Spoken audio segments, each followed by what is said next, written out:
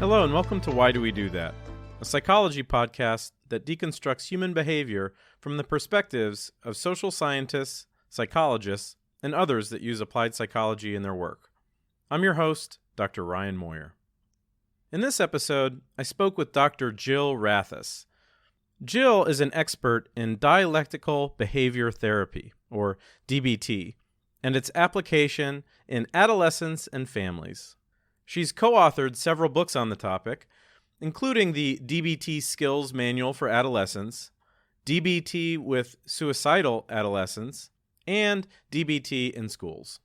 For over 20 years, she was a professor of psychology at Long Island University in Brookville, New York, and is the co-founder and co-director of Cognitive Behavioral Associates in Great Neck, New York.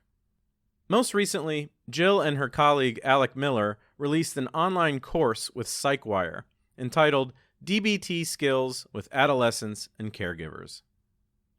I reached out to Jill to discuss the topic of self-harm, but our conversation ended up tackling the more broad idea of trauma. One thing that particularly stood out to me was the wide variety of motives behind self-harm and the extreme lengths that people will go through to reduce suffering. Most of us have probably seen or heard of someone engaging in the most popular form of self-harm called cutting, but self-harm encompasses a much wider variety of behaviors that people use to cope with emotional pain. In fact, even behaviors generally thought of as healthy forms of coping, like exercise, can be applied in problematic ways. Another thing that stuck with me after our discussion was the importance of not viewing changes that occur in the brain due to trauma as permanent. It seems so easy for trauma victims to conclude that this is just who I am now. And after learning some of the principles behind dialectical behavior therapy, there appears to be a path out of these thought patterns, if you're willing to put in the work and accept that the journey will take time. If you're curious about why anyone would consciously choose to harm themselves, our conversation will give you something to think about. Enjoy. All right, today I am here with Dr. Jill Rathus. Thank you so much for being on the show today. You're welcome, Ryan. Thank you for having me. Today, we're going to be talking about the topic of self-harm. And we'll also be discussing Jill's treatment methodology and how it relates to helping individuals with self-harm. So let's just start by giving some examples of that you might commonly see that relate to self-harm, because it strikes me that there are a wide variety of behaviors that fall under this category, some that we might be aware of and some that the average person might not be aware of. So could you just talk about some of these examples? Sure. So probably the most obvious type of self-harm that people think of when they think of self-harm is cutting oneself on often the arms, but it can be anywhere on the body, thighs, legs, hips, stomach, but most commonly on the arms with some type of sharp implement, usually a razor or a knife. It could be from a pencil sharpener, a pencil, even people's fingernails. People will scratch so hard that they'll break the skin. So that's the most common. And then also we have burning oneself, usually with the end of a cigarette or maybe a very hot object. And the other common one is hitting oneself or banging oneself. So hitting oneself in the head is something we commonly see, or banging one's head or body against a wall or something hard. Those now,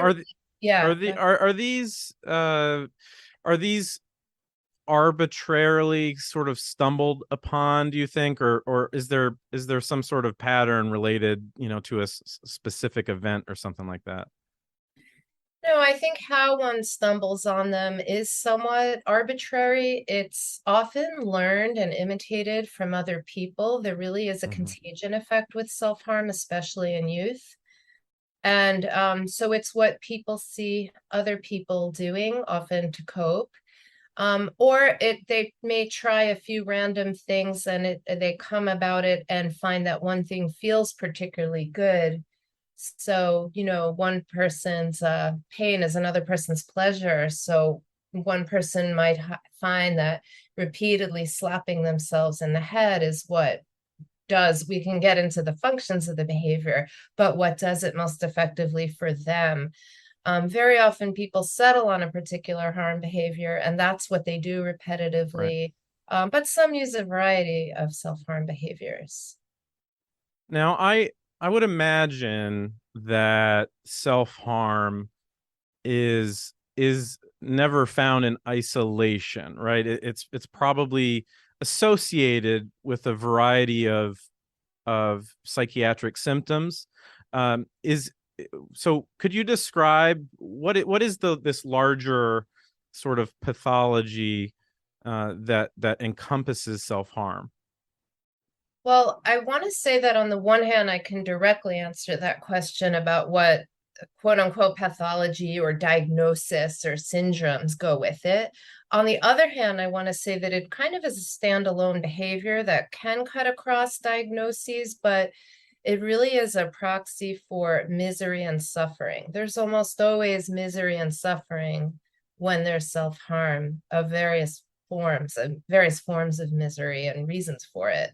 So you see the pain and the misery, and usually not many other better ideas of how to get through it with self-harm. But so it does stand alone. But the most common diagnosis it's associated with is borderline personality disorder. Mm. And which is really just a set of 5 out of 9 criteria that mostly involves, for most people, emotion dysregulation, emotional sensitivity, reactivity, and very strong, painful emotions that are hard to regulate and control on one's own or without good treatment. So emotion dysregulation as part of borderline personality disorder seems to be a key thing. There may be suicidality and hopelessness, anger and other intense emotions like depression and shame and anxiety, interpersonal problems and conflicts, a sense of emptiness, identity confusion. And that's kind of the gist of the disorder. And it is a treatable disorder, and it is characterized by so much emotional pain and suffering, kind of flailing around, trying to figure out what to do to manage these painful emotions, as opposed to it really has a bad rap not only in the fields of psychology, psychiatry, and mental health, but in the general public. So I want to say it's a disorder of being in a lot of pain. Mm-hmm. Mm-hmm. The other things we see are major depression, different anxiety disorders, very high intense anxiety. And then there can be just a range of other mood and anxiety disorders, or almost any disorder, but mood, anxiety, and especially borderline personality disorder. Mm-hmm. But I will say early on, it was more associated with borderline personality disorder. Because there's been such a contagion effect, we see entire friend groups self-harming sometimes in a high Wow. school. And so there is sort of a copycat effect, a contagion effect, and it's not that every single one of these kids has self-harm. The other Mm-hmm. group it goes with is people with autism spectrum disorder. That's always been a group known to have some self-harm. And sometimes it can go with borderline personality disorder and depression, sometimes not. Sometimes it occurs when people are upset and don't communicate, don't have as many good means of communication, although many people on the autism spectrum have very good language. But that's another place where traditionally we've seen self-harm. Right. So I'm curious if do you have any thoughts as to why there are so many different motivations behind self-harm? I mean, maybe these are saying the same things, but I've read that self-harm is it can be a distraction from, as you said, suffering. It can, in some cases, it can be seen as a form of taking control over a chaotic life. And I've also read it's for some people it's about punishing themselves. And on the surface, it seems like those are different motives. But I'm curious as to why do you think there's so much variability in what this these behaviors are doing for people? Sure. First, can I add a couple of more functions Yeah, in addition to the ones you've mentioned? You mentioned distraction, you mentioned self-punishment, and what was the second one you mentioned? I think it was, control. oh, and control. Yeah, So yeah, in addition to that, and it's related to very much related to distraction, but just the negative reinforcement aspect of reducing pain and distress. It's often a very quick, very unfortunately, very effective pain reducer for people in intense distress. Conversely, for people who are feeling numb, and a lot of kind of numbness or deadness or emptiness is a very aversive feeling for many people. And when they cut, they feel something and they want to feel, it makes them feel something. So it helps them feel.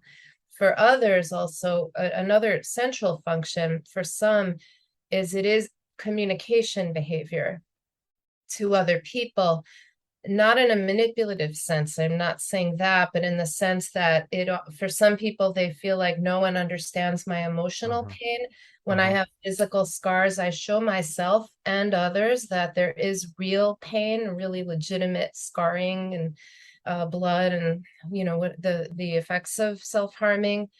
And it also sometimes scares and upsets people in the environment, whether it's parents, partners, friends, that they either reduce demands or give them what they want, whether it's love, attention, or something else. But it has a real interpersonal quality too that's been found, that it can be, again, one of the most efficient and effective ways to get what they want from someone else, not with a manipulative intent, only with the intent that I've learned before by trying this randomly that this works.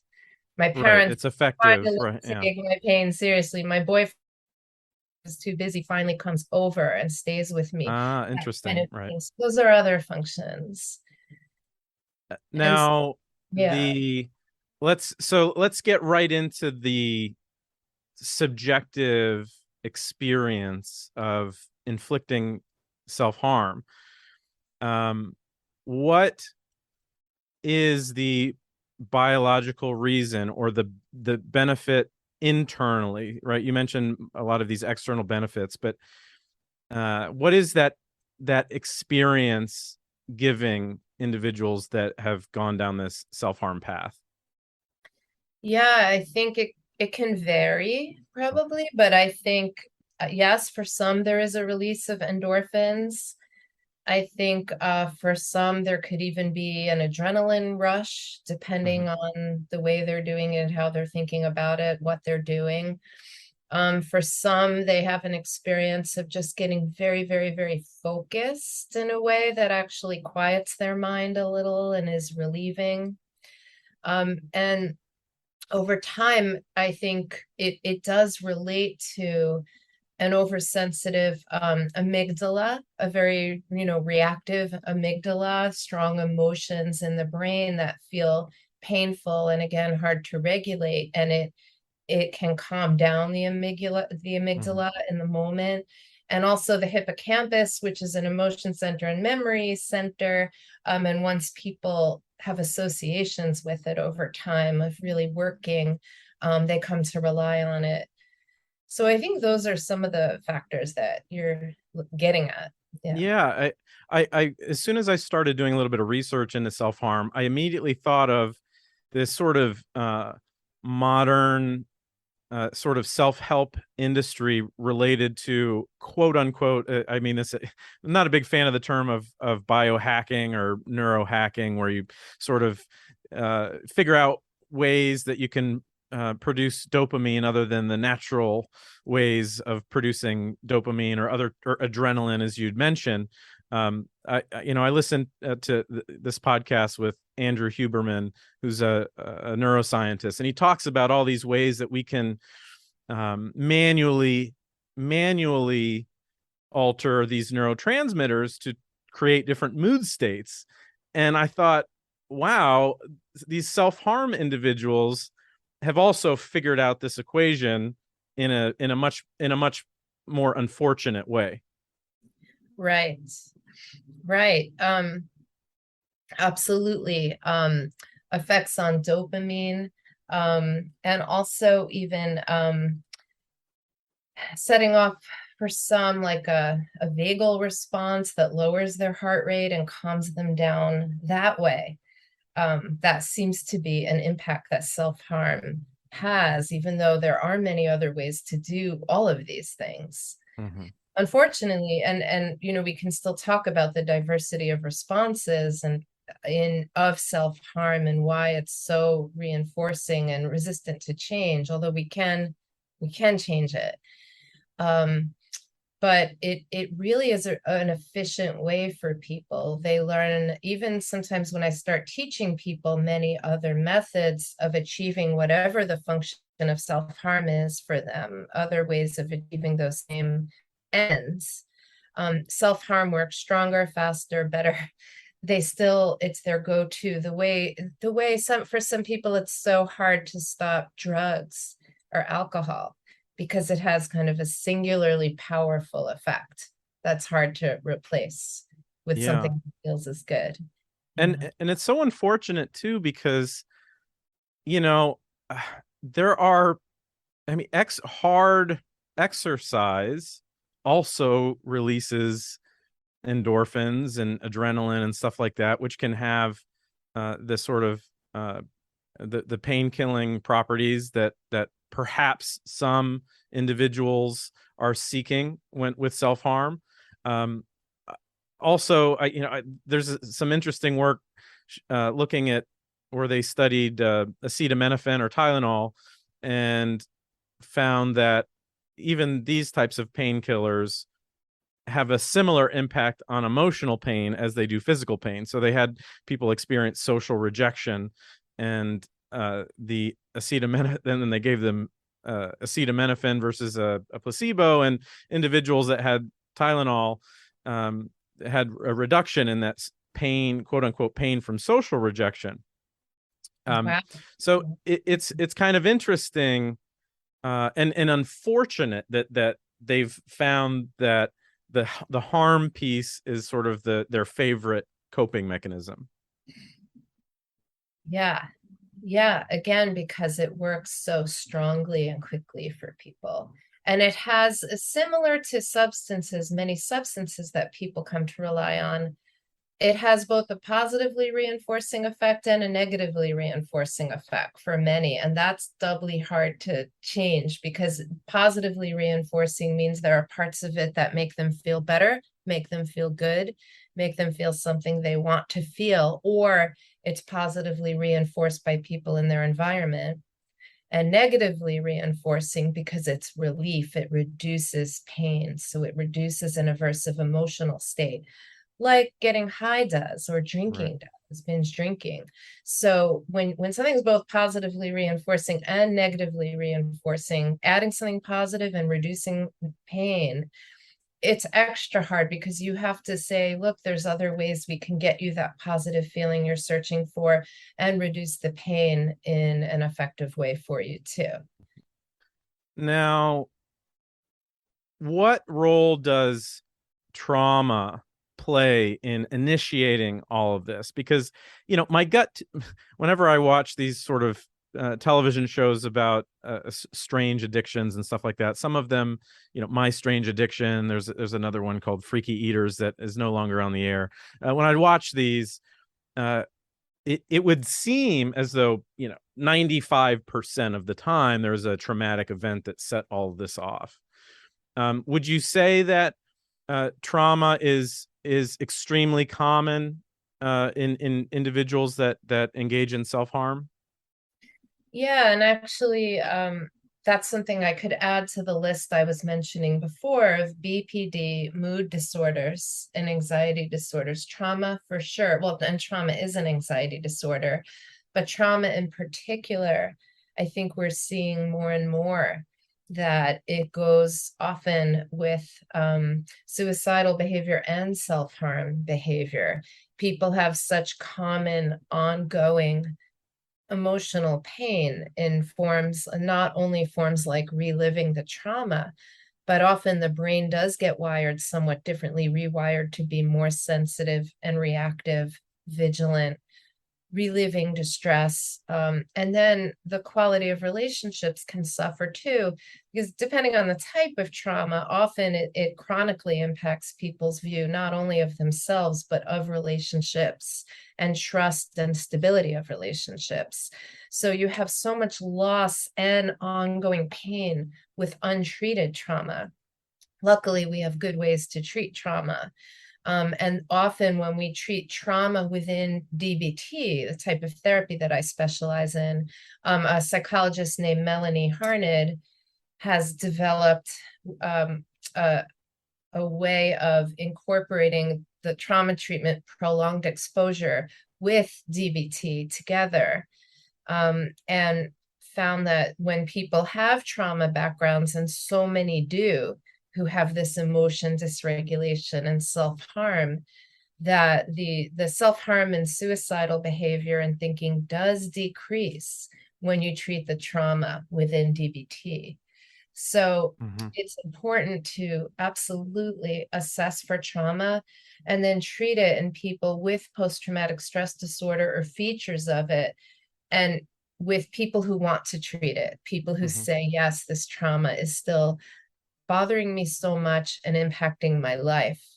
It really is important to treat it.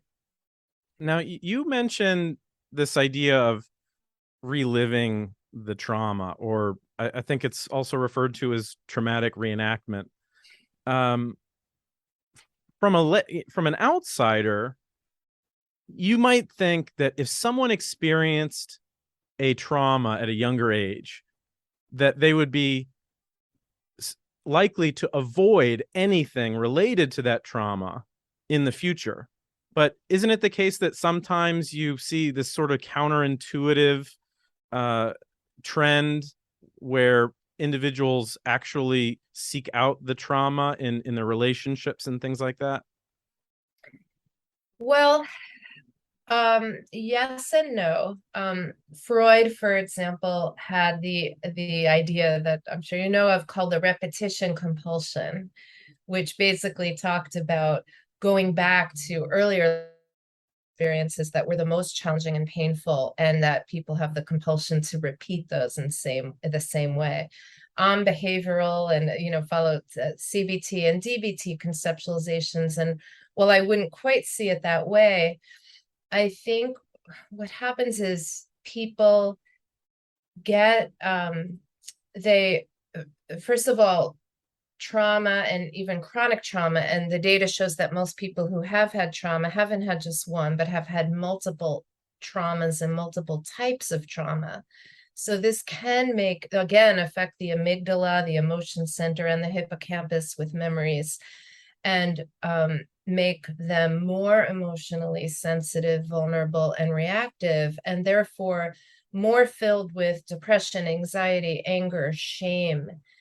Those strong emotions can, and sometimes they haven't learned, or because of the trauma, they develop more ineffective relationship patterns too.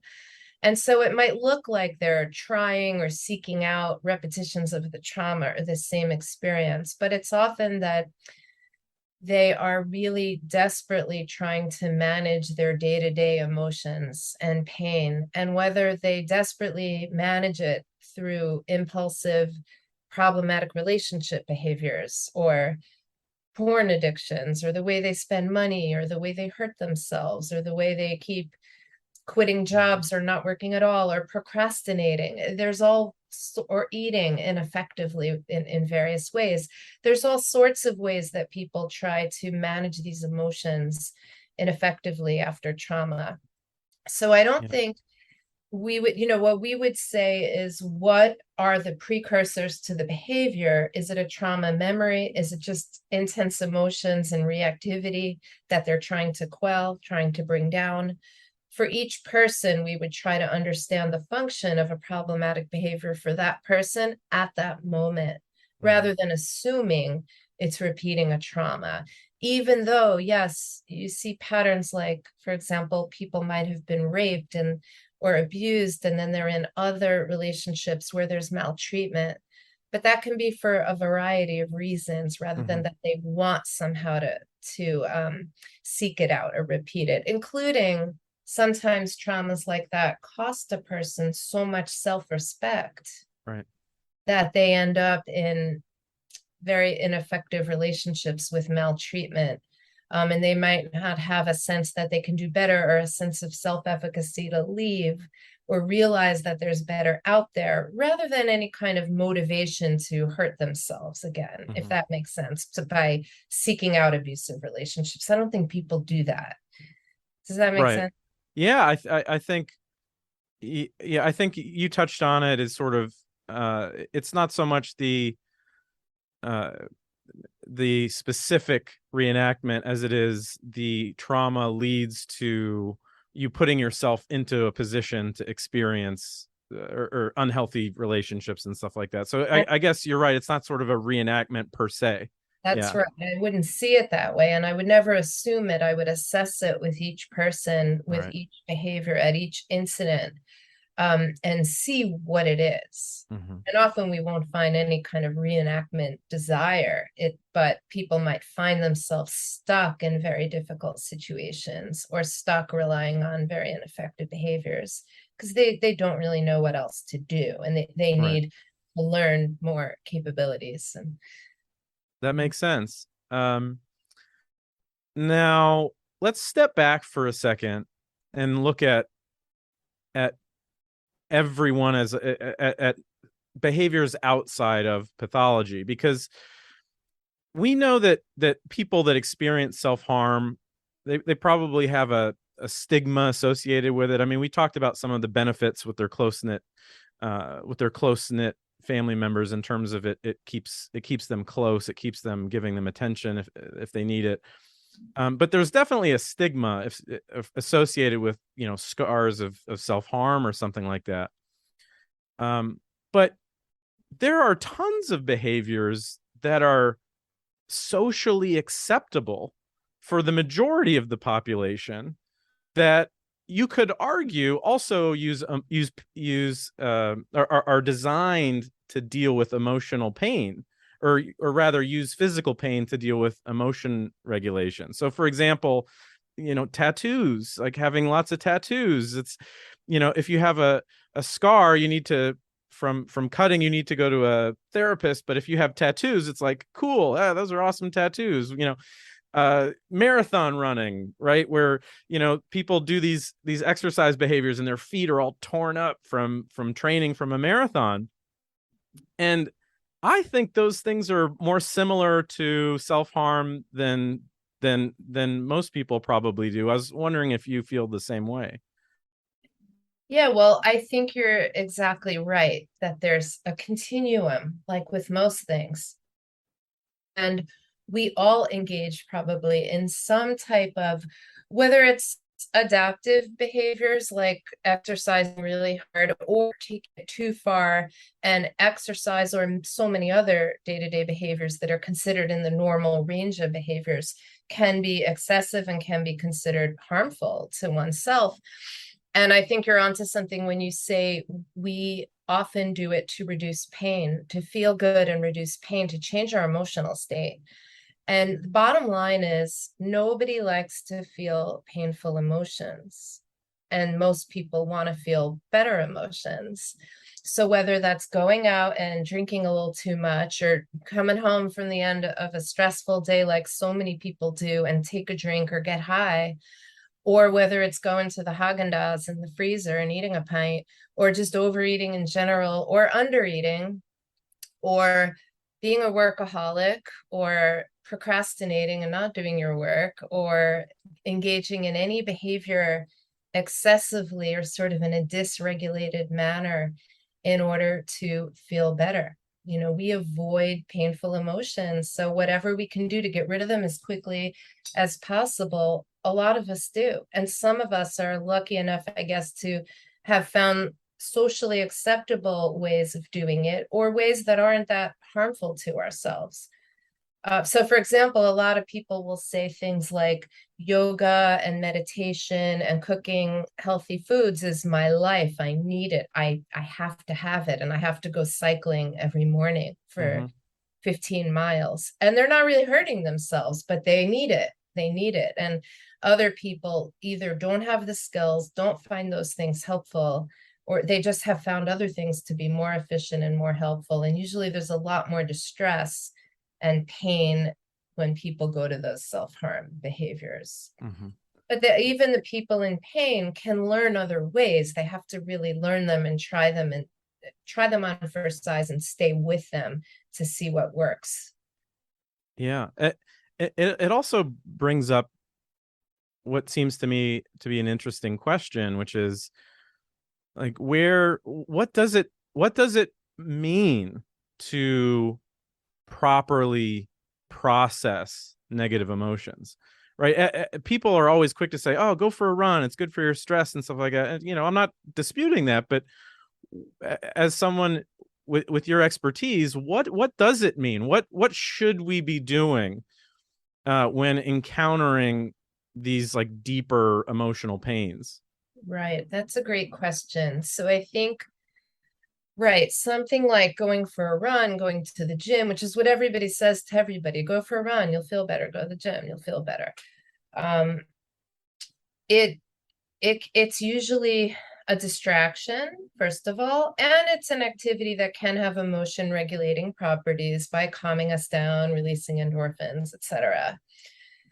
So those things, those kinds of distracting activities or soothing activities are very good for us. But if we have a lot of emotional pain and we only distract and soothe ourselves, we won't get through and process the emotional pain. And ultimately, it'll still be there, coming up again and again. So there is another component besides distracting.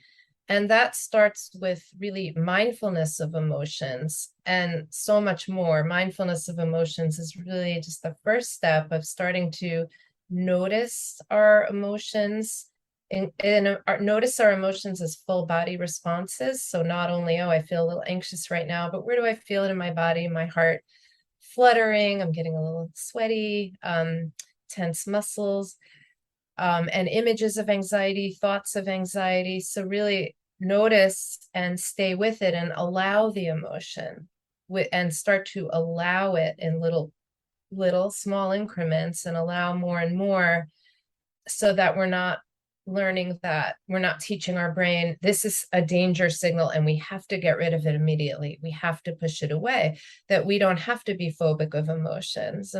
We can sit with our emotions. And when we stay with them and allow the sadness, allow shame, allow anxiety, it actually doesn't hurt us the way we fear it will. But then beyond that, it just mindfulness of emotions and starting to sit with them.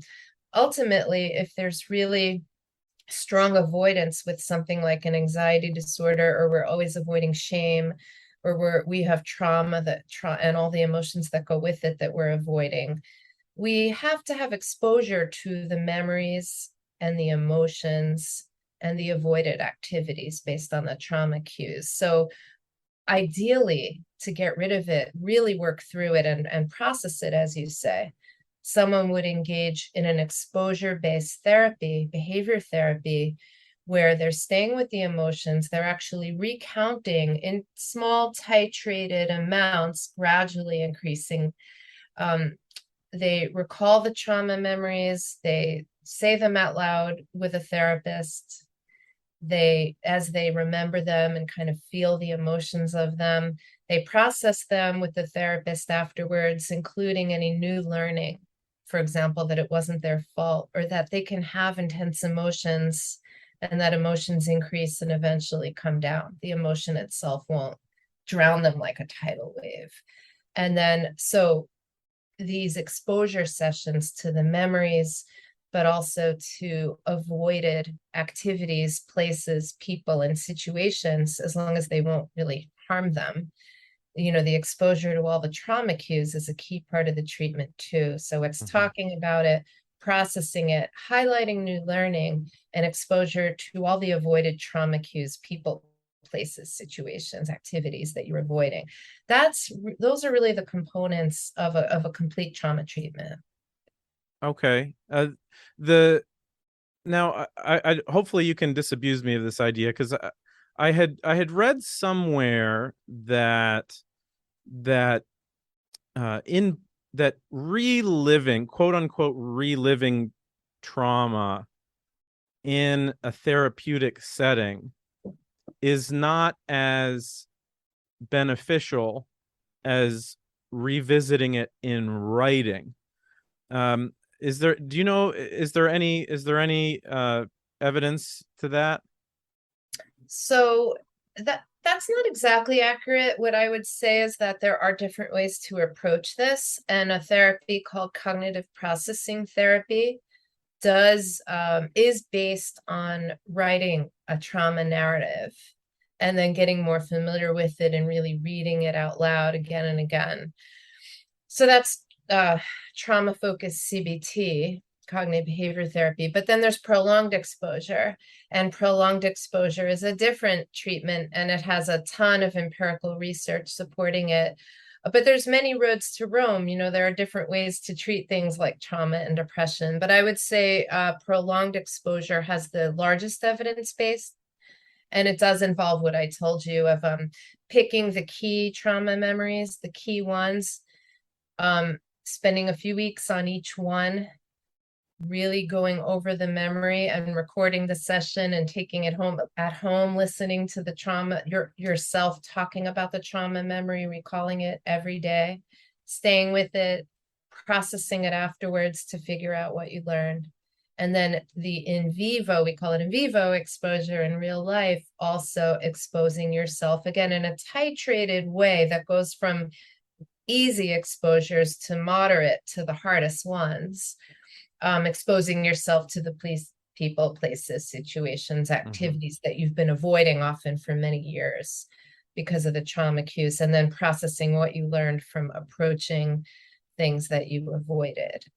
Right. So I think that's a previous guest had mentioned that uh it's a little bit similar to how you might address a phobia, where if you're afraid of water or something like that, you start with the most basic exposure to that idea, and you literally picture a photograph of water, and then you work your way up to touching some water that's in a glass or something, and it's over a long period of time. You're training your nervous system to react less and less and less, and then you get to the point where you're actually standing near a body of water and hopefully getting in. Is there a lot of overlap between that kind of process for trauma?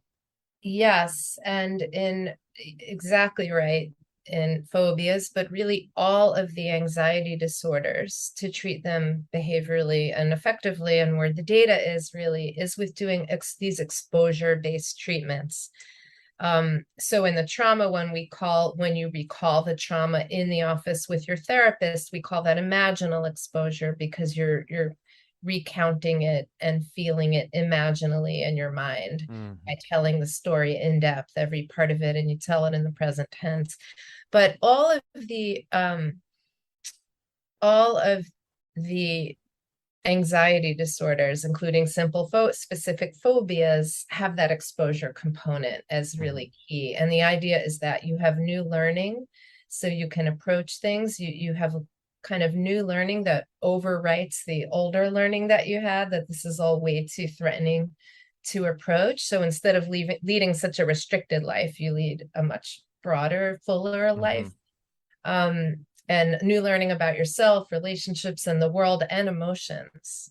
Okay. You really have, and the one important idea with treating trauma is, even if a person has a lifetime of traumas, you only need to pick a top 3, usually 3 or 4, that were most impactful, because when you start doing the treatment, the new learning and ability to approach everything generalizes across all the traumas. Mm-hmm. which is the good news, because if you've had 50 traumas, you can really recount the 3 most impactful ones and treat it effectively. So we've been dancing around, these different types of therapeutic interventions, cognitive behavioral therapy, this idea of exposure and how it relates. Your specialty is DBT, or dialectical behavioral Yeah. therapy. We talked about all these pieces of treatment, including you mentioned mindfulness. Um, how specifically does DBT address self-harm, and what are the goals to intervene when these individuals are sort of compelled to harm themselves? So it directly addresses self-harm. And one of the things about DBT that makes it different from, say, a CBT treatment for depression or anxiety is DBT treats behaviors rather Okay. than disorders or diagnoses. It treats behaviors. So it through something called targeting, where if the patient has engaged in a particular troublesome, problematic, or high-risk behavior in the last week, we would target that in therapy in the next session and work. And DBT also has a hierarchy of targets. And so the top target always is self-harm or suicidal behavior. Anything that relates to self-injury, self-harm, or planning suicide, thinking about suicide, a suicide attempt, communicating about suicide, that's all considered in the life-threatening behavior category. That's DBT's highest target. And we have patients track these and other high risk or problematic behaviors for them during the week. And we start by reviewing what they've tracked. And when self-harm is there or suicidal behavior is there, we address it in depth in session by getting a very detailed assessment of that incident on, why did you self-harm 5 o'clock on Tuesday? Let's understand what's happening that led up to that incident. And not only everything that led up to it, but what happened when you did it and what came afterwards. So did you feel better or worse? Did the environment respond? So that we understand what's maintaining it too. And then we weave in some solutions. We get this whole chain with links of how did you get up to being hurt by your partner to 5 hours later self-harming, and then what happened afterwards. And then we go back and find key links on the chain before and after the behavior, where by putting in skills or other behavioral or cognitive strategies, we could have had a different outcome other than self-harm. And we're more likely to get commitment from the client to trying some of these new solutions so that we're less likely to go down that same road next time. And it's through this repetitive it doesn't change everything in 1 week usually, but repetitively, as the client and therapist get to know the person's common patterns, antecedents, consequences of the self-harm, how it's really functioning for them, and a lot of trial and error about solutions to put in, we can chip away at the behavior and reduce it and start replacing it with other behaviors, as well as reducing one's emotional vulnerability to self-harming in the first place. Mm-hmm. Mm-hmm. Yeah, it seems like a very difficult process. I always like to use the term rewiring when I discuss this with my students. Some of the goals of CBT or things like DBT, where there's sort of, it's always unfortunate that there's a default wiring, and if it's trauma, you've changed the default wiring, and so it's not easy to undo and rebuild. But I like to use the term rewiring because it suggests that you can't just flip a switch or hand someone information or give them a pill or something like that and expect them to have a whole new thought pattern. Right. Thought Yeah. pattern, emotional pattern, and behavioral pattern. That's all of Right. it. Right. Yeah, exactly. It is the rewiring, and it takes time and repeated behaviors to make those changes, to have those changes stick.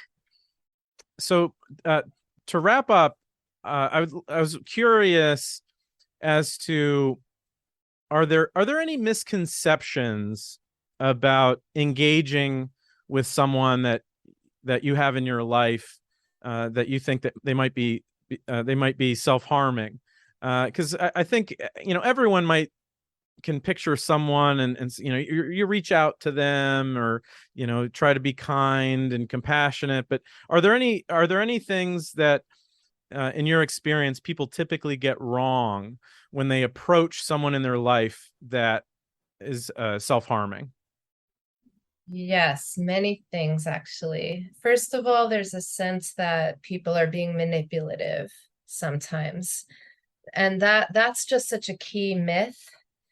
Manipulative assumes that this is well planned, well thought out, and they have a whole system ready to go to influence people in their environment, or that it's just attention seeking.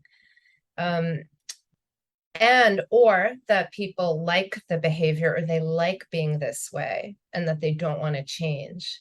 And DBT conceptualizes it completely differently, that people are in pain, they're sensitive, reactive, have strong emotions, and that when people either say you're being dramatic or you're being manipulative, or just go to the gym, it'll solve your problem, get your mind off it, you'll feel better, that doesn't help. And people tend to invalidate and even pathologize these kinds of people who are self-harming. And so DBT, first of all, teaches therapists to be extremely validating and take very seriously the emotional pain of clients. We don't validate self-harm behaviors as a good idea, but certainly that the emotions and the urges to escape from pain makes total sense. When we work with adolescents and young adults, we teach parents how to be more validating. They're afraid if I validate the emotion, I'm going to give them the message that we approve of the self-harm. And we teach them that you'll actually help regulate the person's emotions if you validate that they're in pain and they're looking to get out of pain, that makes sense. So I think it's never using the word manipulative.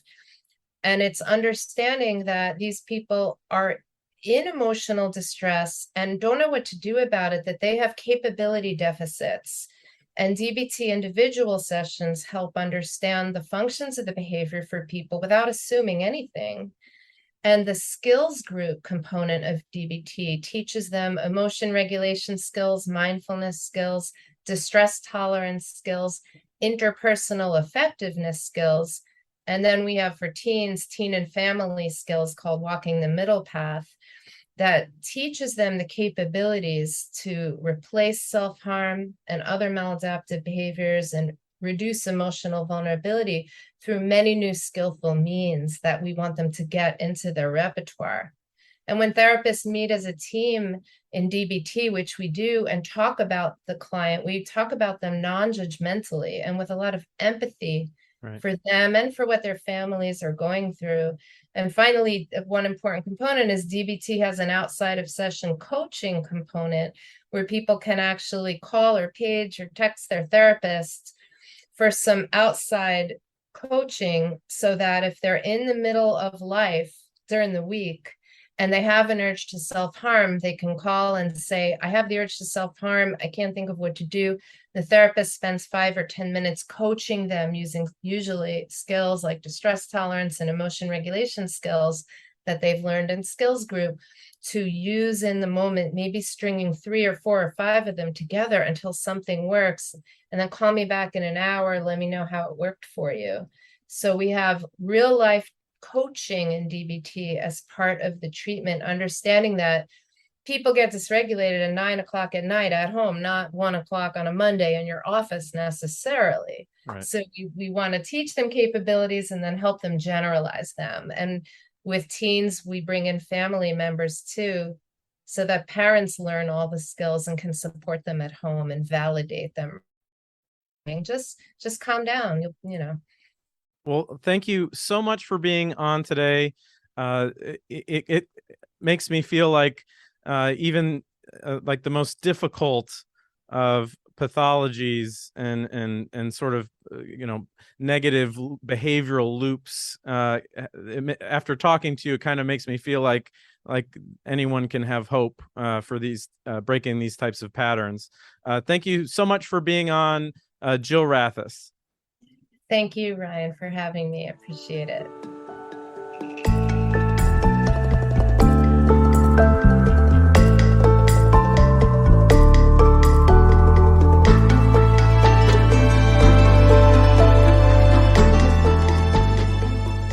For more on Jill, visit cbtreatment.org or visit psychwire.com to learn more about her DBT skills course, DBT Skills with Adolescents and Caregivers. If you enjoy this podcast, please share an episode with 2 of your friends. Follow the Why Do We Do That Facebook page for updates and additional content. Don't forget to rate and write a review on Apple Podcasts. Follow on Instagram at Why Do We Do That Podcast or Twitter at WDWDTpod. As always, feel free to email me with comments or guest suggestions at whydowethatpodcast@gmail.com. Until next time, this is Dr. Ryan Moyer, hoping you found some answers to the question, why do we do that?